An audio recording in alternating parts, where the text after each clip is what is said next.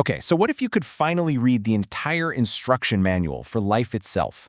Today, we're digging into AlphaGenome, a brand new AI that's starting to do just that. And let me tell you, this isn't just some small update. It's a completely new way of understanding the language of our DNA. Right. Let's just start with that massive question.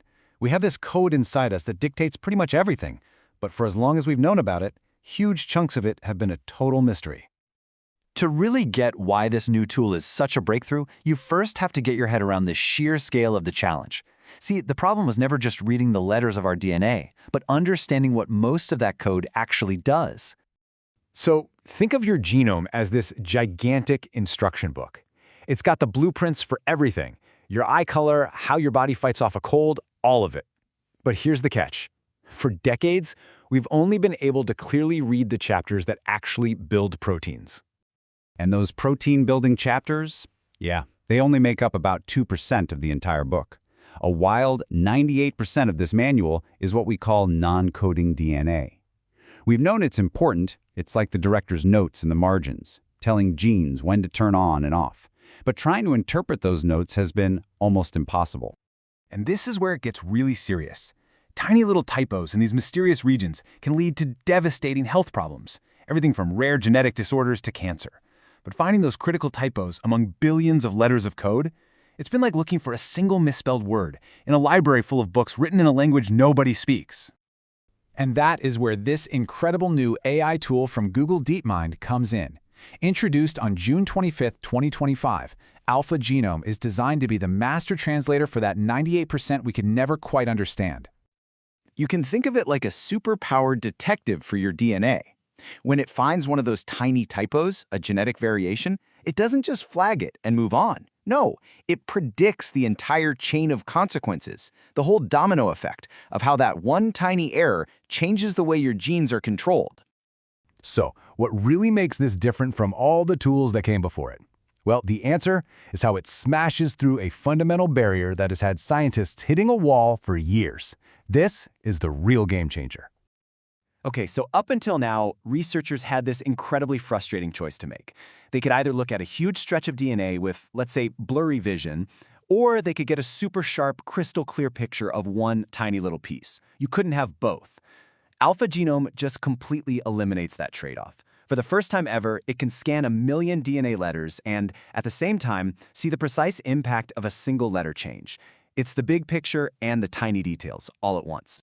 This new approach really gives AlphaGenome 4 superpowers. First, it reads that huge context we just talked about. Second, it predicts thousands of different effects simultaneously. Third, it can tell you how bad a mutation is in about a second. And that fourth one? Whoa, for the first time ever, it can predict something called splicing. That's a critical step where our cells literally cut and paste genetic messages. When that process goes wrong, it's linked to thousands of diseases. And now we can finally model it right from the DNA code. And hey, the results really do speak for themselves. When they put it to the test, these weren't just tiny little improvements. AlphaGenome consistently blew past or matched the world's best specialized models, tools that were designed to do only one of these things. This thing can do it all, and in most cases, it does it better. And of course, a breakthrough this big didn't go unnoticed. Experts in the field immediately saw what a huge deal this was. Dr. Caleb Leroux over at Memorial Sloan Kettering called it a milestone, pointing out that it's the first time a single tool brings together that big picture view, that superfine precision, and top-tier performance. And that feeling was shared all around. Professor Mark Mansier pretty much said the same thing, but he pointed straight at the clinical potential, seeing this as a powerful new way to finally connect those mysterious genetic typos to complex diseases like cancer. So you have this incredibly powerful new tool. What can scientists actually do with it? This is where it all becomes real. This is where we go from a cool technical achievement to a genuine revolution in biology.